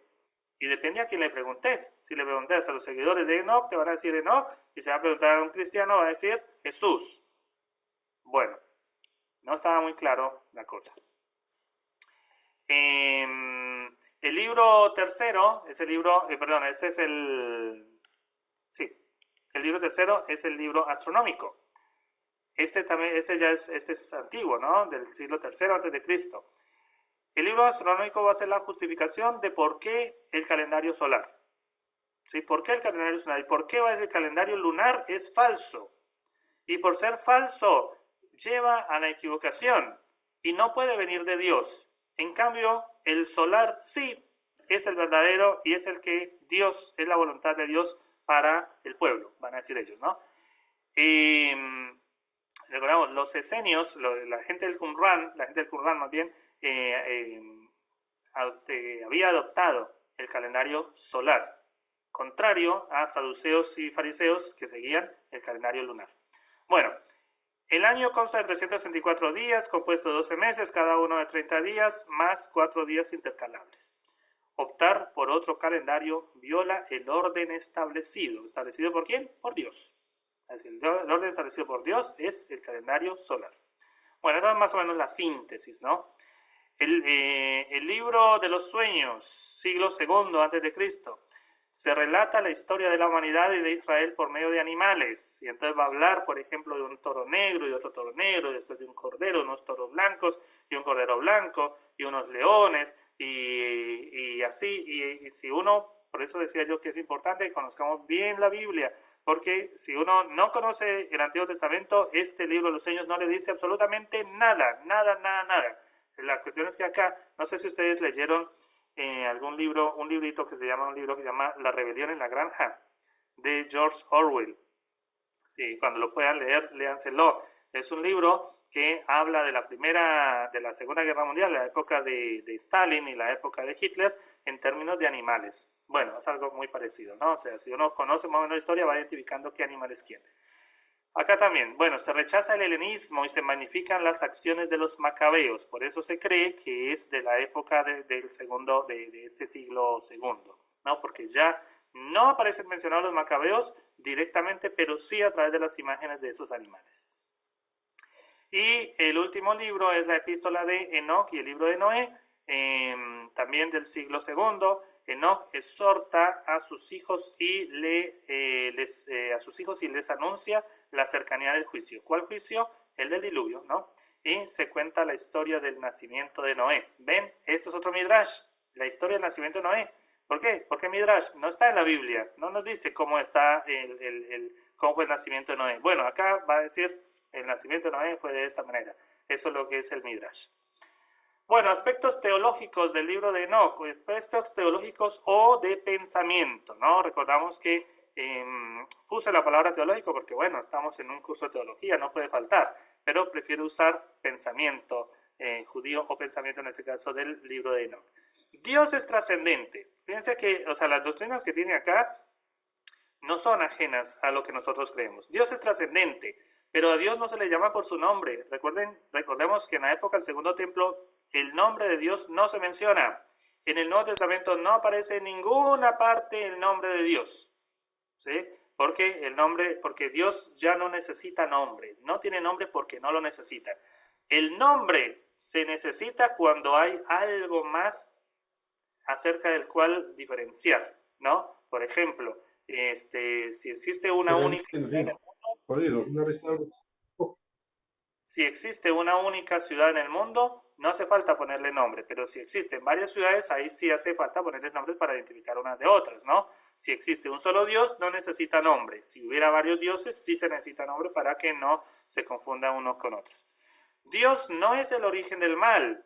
Se sugiere que este tuvo dos orígenes, o la rebelión, por ejemplo, de los vigilantes y la naturaleza humana, ¿sí? Las dos cosas combinadas. Dios ha previsto un juicio final para todos los seres humanos, un juicio final. El libro de las parábolas, que es el segundo libro, ¿no? del primer libro de Enoc, llama a Dios el Señor de los Espíritus. Siempre está hablando, no dice Dios, sino el Señor de los Espíritus, el Señor de los Espíritus. ¿Sí? Todo el tiempo está hablando del Señor de los Espíritus, es decir, un título que se le da a Dios en este libro.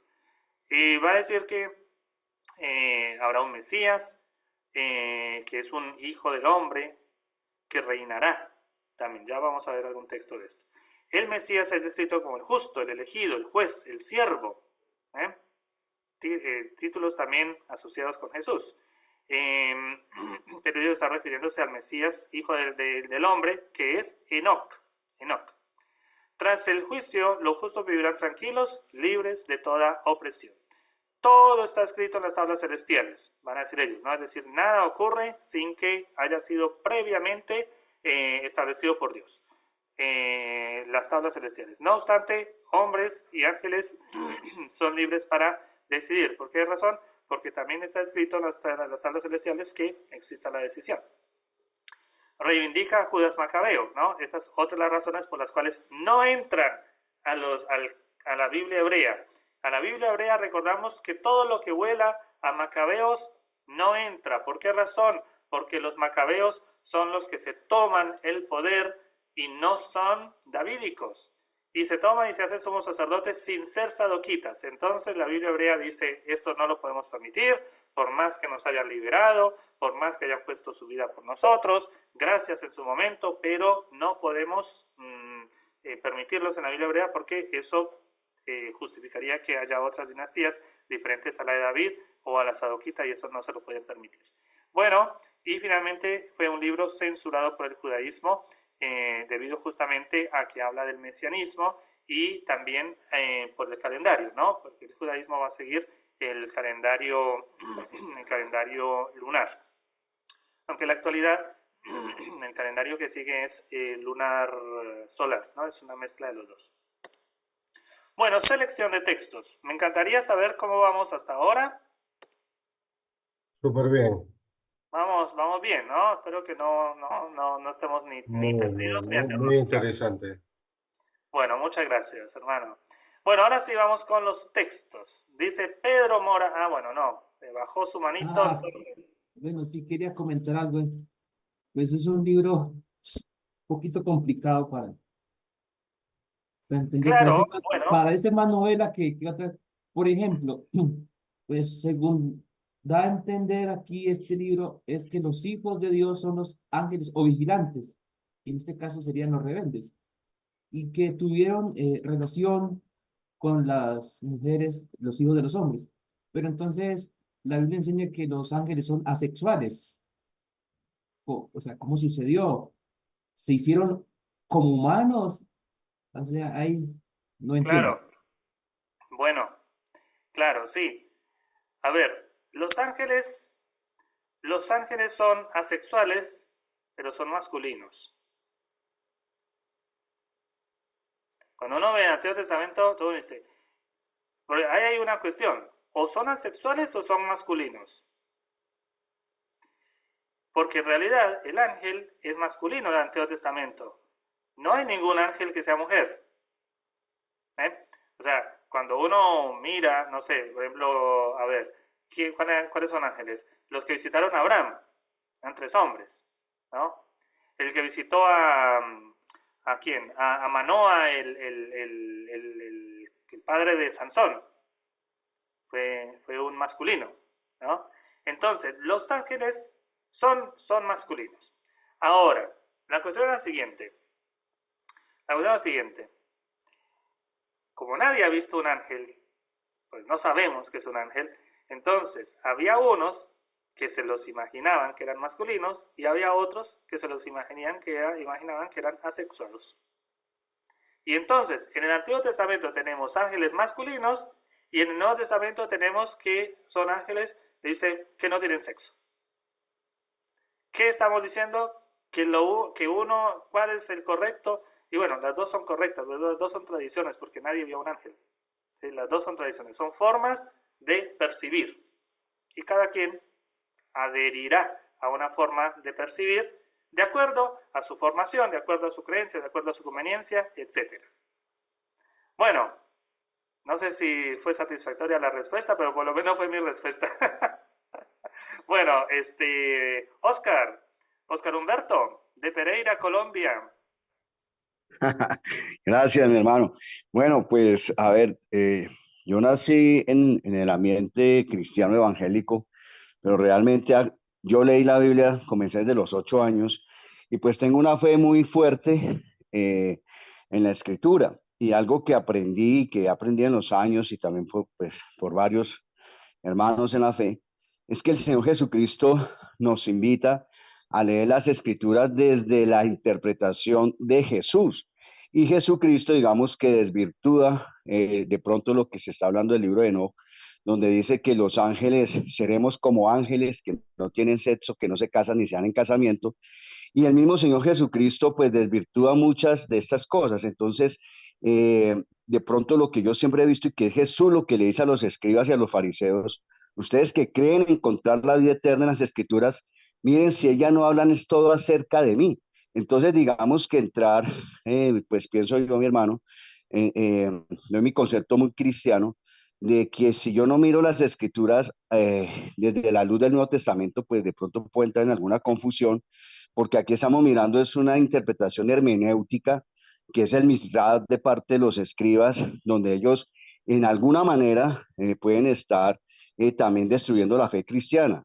Entonces, yo pienso que es bueno mirar qué dice el Señor Jesucristo frente a todo esto, que es el que realmente nos interpreta, porque si yo pienso que Jesús fue un maestro más, se me caería la fe, porque Jesucristo mismo dice que es el Hijo de Dios y es el que tiene la interpretación plena.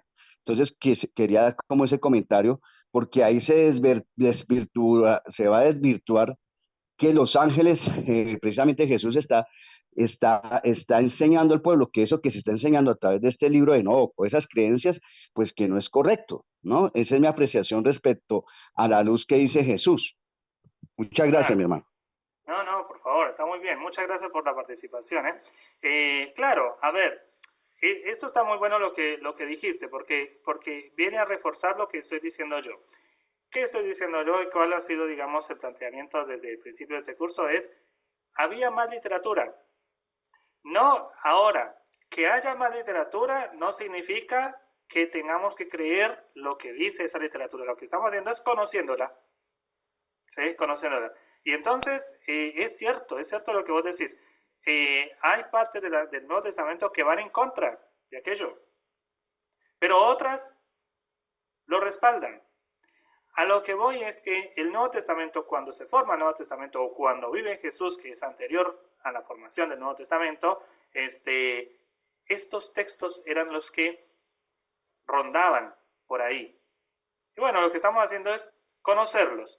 No significa que estemos o no estemos de acuerdo, pero lo que estamos conociendo es su contenido, ¿sí? Y entonces, a partir de eso, ya después, como también lo dije en la primera clase, nosotros acá no estamos estudiando dogma, ¿sí? No estamos estudiando dogma, estamos estudiando literatura. Y entonces, el dogma, hermano, adelante, con la creencia, porque es la que tenemos y hay que defenderla.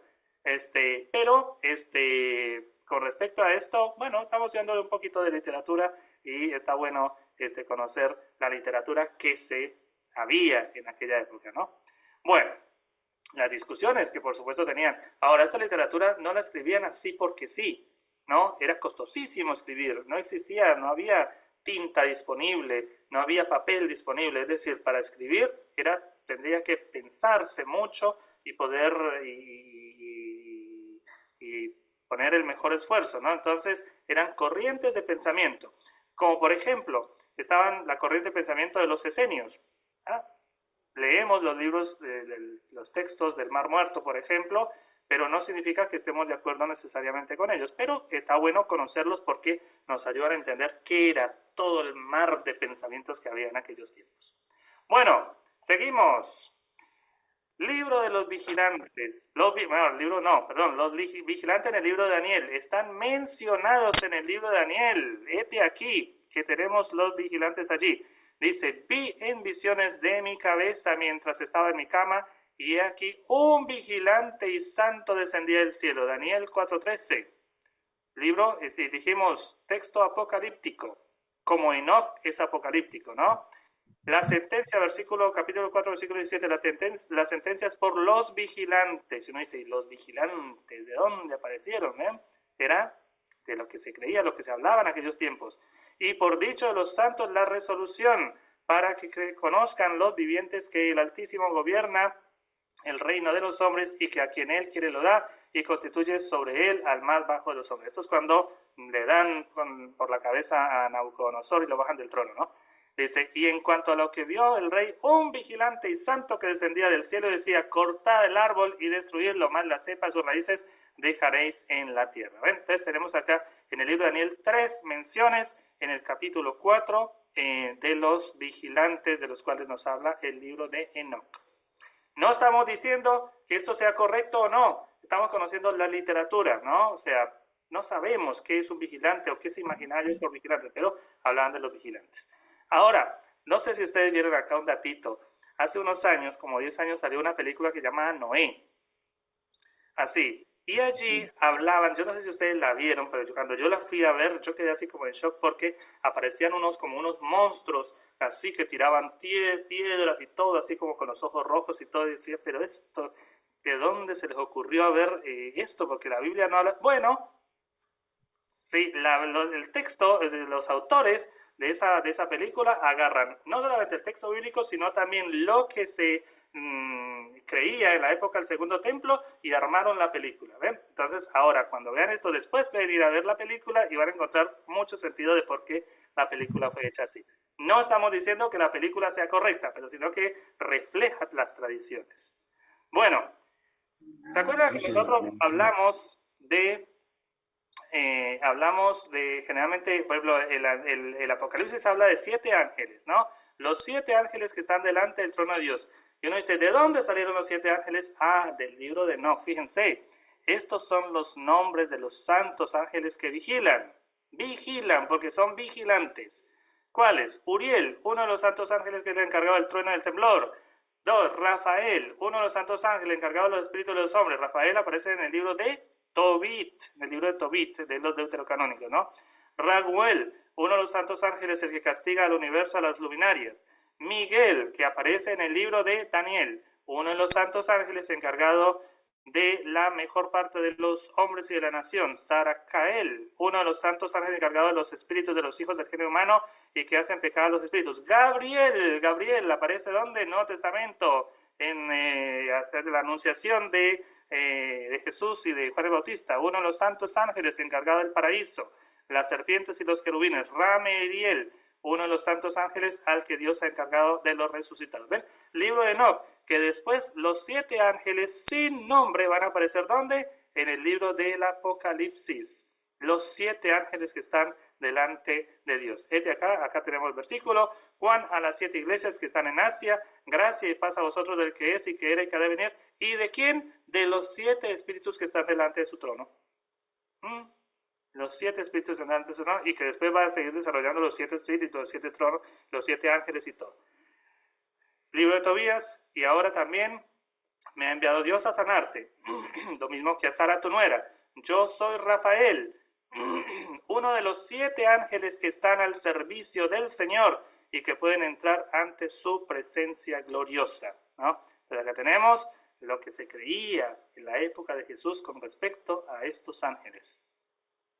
La rebelión celestial, hemos hablado de la rebelión celestial, acá vamos a leer el texto, dice, en aquellos días, esto dice el libro de Enoc, en aquellos días, cuando se multiplicaron los hijos de los hombres, sucedió que les nacieron hijas bellas y hermosas, y las vieron los ángeles, los hijos de los cielos, las desearon y se dijeron, hasta ahora esto es igual que Génesis, ¿no? Pero de acá en adelante ya viene el Midrash. Ea, escojámonos de entre los humanos y engendremos hijos. Semiasa, su jefe, le dijo, temo que no queráis que tal acción llegue a ejecutarse y sea yo solo quien la pague por tamaño pecado. Dice, no, a ver, si nos vamos a meter, nos metemos todos en el pecado, no solamente yo.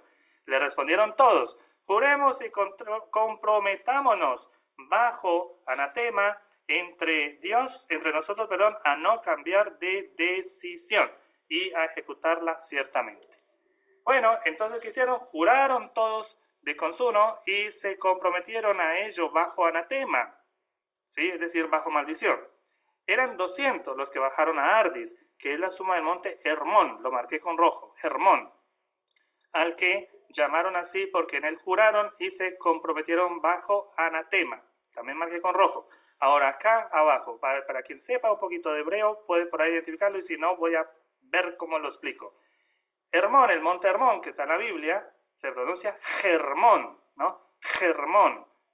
Entonces tenemos como una H, una R y una M que son la raíz de la palabra. H más o menos una H, RM, Hermón.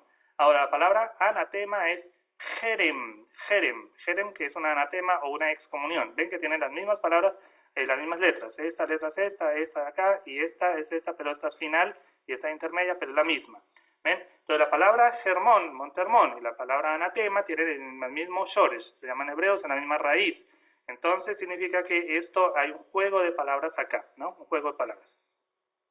Bueno, Ahora en Génesis nos dice, ven el texto, cuando los seres humanos comenzaron a multiplicarse sobre la tierra y tuvieron hijas, los hijos de Dios, vieron que las hijas de los humanos eran hermosas. Ahora, ¿por qué ellos no tienen reparo en considerar que los hijos de Dios eran ángeles? Porque ¿qué nos dice qué nos dice el texto de Job? Que en algún momento hubo una asamblea celestial y los hijos de Dios se presentaron, entre los cuales uno de ellos era el Satán. ¿Se acuerdan? Y entonces el Satán, como hijo de Dios, va y le dice, bueno, esto otro, mira, Job, esto otro. Bueno, ahí está. Entonces para ellos los hijos de Dios eran los ángeles. Ahora, los espíritus encarcelados. Entonces hemos dicho, ¿qué ocurre? Resulta ser, entonces mencioné 3 grupos, ¿no? Los humanos, los vigilantes y los gigantes. Los gigantes son los hijos de ellos. A los gigantes son una especie de semidioses, ¿no? Mitad humano, mitad Dios. Entonces son destructibles. Los gigantes son sentenciados a morir en el diluvio. Pero los vigilantes, por ser ángeles, son indestructibles. Entonces no pueden ser eliminados. Entonces su castigo es ser encarcelados a perpetuidad. Bueno, entonces ahora sí leo el texto. Dice, y a Miguel, fíjense el que aparece nada más y nada menos, Miguel, el arcángel Miguel, le dijo al Señor, ve e informa a Semiasa, o sea, al jefe de estos rebeldes, dice, y a todos los que están con él, dice, los que se unieron a las mujeres para corromperse con ellas en todas sus torpezas. Y cuando sus hijos, ¿quiénes? Los gigantes, hayan sido aniquilados, ¿cuándo? En el diluvio, y hayan visto la perdición de sus predilectos, átalos, ¿a quiénes? A los vigilantes, por 70 generaciones bajo los collados de la tierra hasta el día de su juicio eterno. En ese día serán enviados al abismo del fuego, al tormento, y serán encadenados en prisión eternamente. Atenti, decimos acá en Argentina, atenti, atentos. Encadenados en prisión eternamente. Entonces, desde ese momento arderá él y se deshará juntamente con ellos, o sea, él es Semiasa, y quedarán atados hasta la consumación de las generaciones. Bueno, es la sentencia. Ahora, ¿qué leemos en el Nuevo Testamento?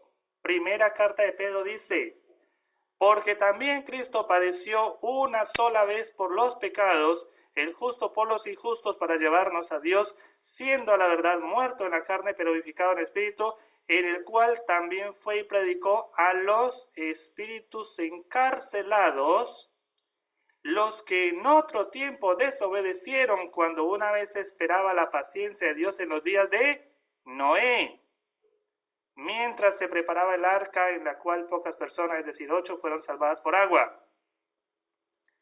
También dice la carta de Judas, dice, y a los ángeles que no guardaron su dignidad, sino que abandonaron su propia morada, los ha guardado bajo oscuridad en prisiones eternas para el juicio del gran día.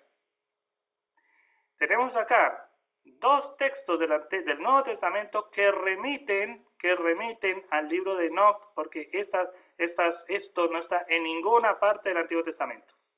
¿De dónde lo saca Pedro? ¿De dónde lo saca Judas? Del libro de Enoc, ¿sí? Porque muy conocido en aquellos tiempos.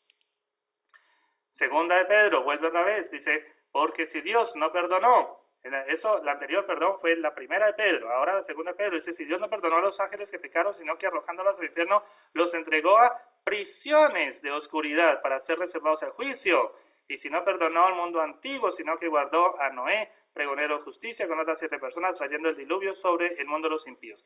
Entonces, está hablando de ese acontecimiento que hay antes del diluvio, ¿no? Antes del diluvio, que es esta sentencia, según el libro de Enoc, esta sentencia de Dios y de los ángeles celestiales buenos en contra de los que se rebelan, ¿no? En el Nuevo Testamento no les va a decir vigilantes, pero les va a decir ángeles, pero para efectos son lo mismo.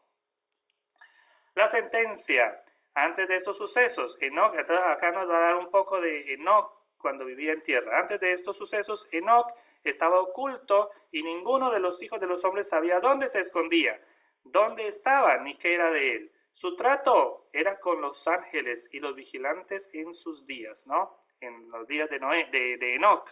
Enoc fue el bisabuelo de Noé, ¿no?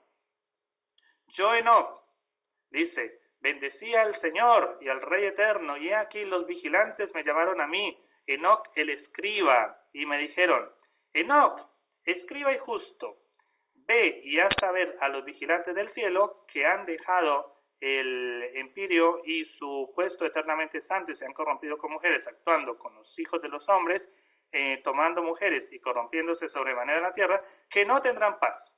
¿Sí? Los ángeles del cielo le dicen a Enoc que él es el que les tiene que avisar a los ángeles caídos que ellos no van a tener paz ni remisión de sus pecados, pues no se regocijarán en sus hijos, sino que verán el asesinato de sus predilectos. Se lamentarán por la perdición de sus hijos, o sea, los gigantes, y suplicarán continuamente, pero no alcanzarán misericordia ni paz. Y entonces nos dice el texto posteriormente que efectivamente Enoc va y se encuentra con los vigilantes rebeldes y les dice eso, y ellos se asustan todos y dicen, no, por favor, pedile a Dios que nos perdone, que no mate a nuestros hijos y eso. Entonces Enoc dice, no, la sentencia ya está dada y no hay nada que hacer. Bueno, eso es lo que nos va a decir el libro. Ahora, con respecto a la parte de los vigilantes, ahora con respecto al Hijo del Hombre. Dice, este ya no es el libro de los vigilantes, sino el libro de las parábolas. El Hijo del Hombre. Miraba yo en la visión de la noche, y aquí con las nubes del cielo. Esto está en el libro de Daniel, ¿no? Primero, antes de esto, en el libro de Daniel, donde aparece la idea del Hijo del Hombre. He aquí, con las nubes del cielo, venía uno como un hijo de hombre, que vino hasta el anciano de días, y le hicieron acercarse delante de él. Ese hijo de hombre, ¿no? O sea, va un hijo del hombre que llega a estar al lado del anciano de días, o sea, de Dios. A este hijo de hombre le fue dado dominio, gloria y reino, para que todos los pueblos, naciones y lenguas le sirvieran. Su dominio es dominio eterno que nunca pasará, y su reino, uno que no será destruido. Esto es lo que nos dice el libro de Daniel. Ahora, no se sabe qué es anterior, si el libro de Daniel o el libro de Enoc. No se sabe cuál de los dos es anterior y no se sabe cuál toma de cuál.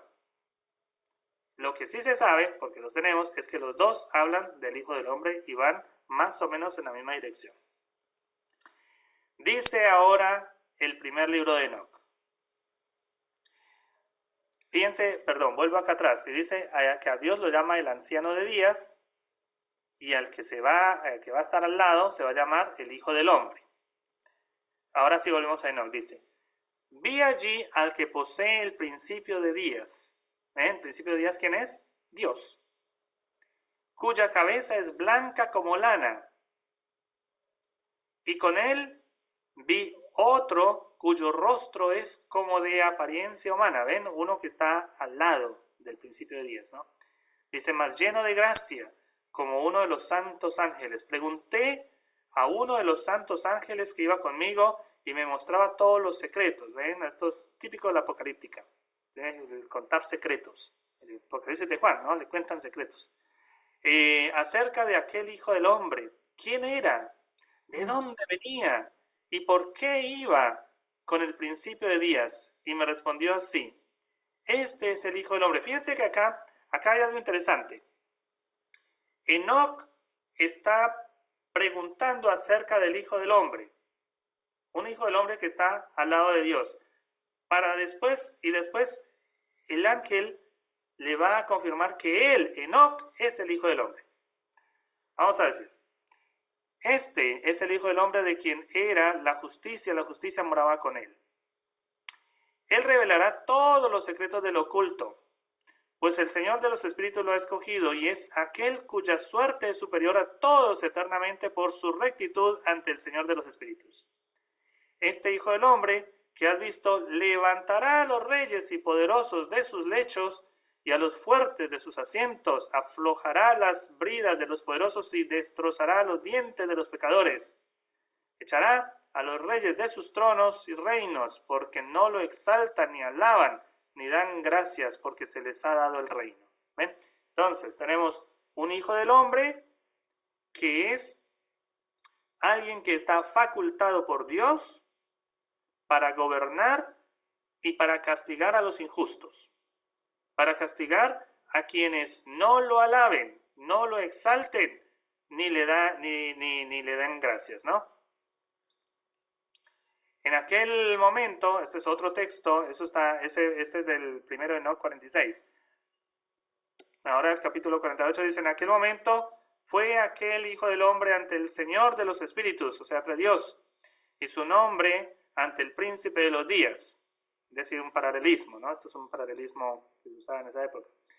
El nombre es para decir hijo del hombre, y príncipe de días es para decir Señor de los espíritus. Antes que se creara el sol, ¿ven? ¿Cuándo está el hijo del hombre? Antes que se crea el sol y las constelaciones. Vayamos pensando en Jesús también, en Enoc y Jesús. Antes que se creara el sol y las constelaciones, antes de que se hicieran los astros del cielo, su nombre fue evocado ante el Señor de los espíritus. Él servirá de báculo a los justos para que en él se apoyen y no caigan. Él es la luz de los pueblos y él será esperanza de los que sufren en sus corazones. Caerán y se prosternarán ante él todos los que moran sobre la tierra y bendecirán, alabarán y cantarán el nombre del Señor de los espíritus. Por eso fue elegido y escogido junto a él antes de crearse el mundo y por la eternidad. Esto explica por qué cuando digamos, en ese primer siglo del cristianismo va a aparecer el Evangelio de Marcos y entonces va a haber un conflicto ideológico. ¿Quién es el Hijo del Hombre? Porque el Hijo del Hombre tiene esas características conocidas ya por el libro de Enoc. Y entonces Marcos va a decir, es Jesús. Y los seguidores de Enoc van a decir, no, no es Jesús, es Enoc. Esa discusión no paró. Porque como les dije, después del primer siglo del cristianismo, se escribió el segundo libro de Enoc y se escribió el tercer libro de Enoc. Pero por lado del cristianismo se escribió el Evangelio de Lucas y el Evangelio de Mateo y el Evangelio de Juan. O sea, una polémica fuertísima con respecto a quién era el Hijo del Hombre. Enoc 71. Llegó a mí, a Enoc, aquel ángel me saludó y me dijo, tú eres el Hijo del Hombre que naciste para la justicia. Ella ha morado en ti y la justicia del príncipe de los días no te dejará. Y añadió, él invoca sobre ti la paz en nombre del siglo venidero, pues de ahí ha salido la paz desde la creación del mundo, y así será contigo por los siglos de los siglos. Todos marcharán por tu camino, no dejándote la justicia nunca. Contigo será su morada, contigo su suerte, y de ti no se separarán por los siglos de los siglos. Habrá así largura de días en la época de ese Hijo del Hombre, y tendrán los justos paz e irán por el camino recto en nombre del Señor de los espíritus eternamente. Y con eso termino. La palabra Enoc en hebreo es Hanoch. Hanoch. Acá dice Hanoch. Este Hanoch tiene la misma raíz de la palabra Hanukkah. Hanukkah, que es la fiesta de la Hanukkah, ¿sí? La fiesta de la dedicación. Pero también las dos palabras tienen la misma raíz de Hinuch, que es educación. Educación. ¿Por qué? Porque Enoc era un escriba, ¿no? Y lo que se escribe, entonces, el propósito de todo esto es que la literatura enóquica, o la literatura de Enoc, va a ser una literatura de luz, por Hanukkah, y una literatura que educa al pueblo. Esa fue su intención, ¿no? Esa fue su intención. Bueno, mis queridos y queridas, voy a dejar de compartir acá. Tenemos un par de minutos, o un minuto, 2 minutos, por si alguien quisiera hacer alguna pregunta, alguna acotación al respecto.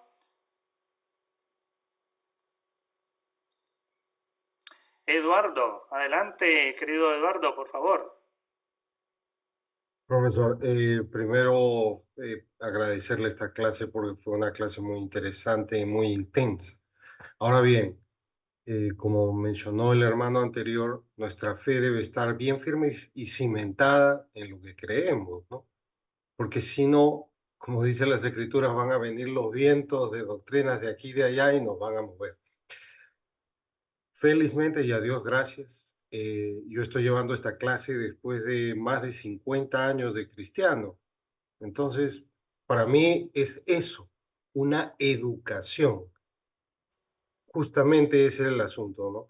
Y a lo que iba es de que estas cosas no se les puede explicar a alguien que tiene pues en la fe meses o pocos años, ¿no? Porque sin duda le va a meter en la cabeza fuego. Entonces hay que ser muy prudentes con esta información. Cuando alguien ya maduró en la fe, conoce de las escrituras, tiene esa fe cimentada, sabe, como dice las escrituras, sabe a quién ha creído, viene esta información. Y es ahí donde uno le encuentra el valor a esta información y cómo realmente el cristianismo incipiente se formó. Y mi área de especialidad es el cristianismo, el origen del cristianismo. Y yo ahí encuentro esa situación. Muchos de nosotros, y es porque no se estudia, infelizmente, en las iglesias nuestras evangélicas, la verdadera historia del cristianismo, ¿no? Nosotros con todo el respeto del mundo, viene un predicador, un pastor, y nos dice, la iglesia comenzó el día del Pentecostés, y de ahí para adelante. No. Hay que analizar la situación por detrás. ¿Qué creían esos judíos que después afirmaron que Jesús era el Mesías? Y esta clase y este curso, la verdad que nos enriquece un montón y ayuda a recimentar nuestra fe, porque estamos seguros que en lo que creemos es la verdad. Nosotros somos eso, hechos hijos de Dios por el sacrificio de Cristo y su resurrección, y por gracia. Y eso es algo que es el sumario, digamos, de todas estas cosas, ¿no? Muchísimas gracias, profesor. Espero que a todos nosotros nos haya alimentado esto, nos haya educado, que es importantísimo.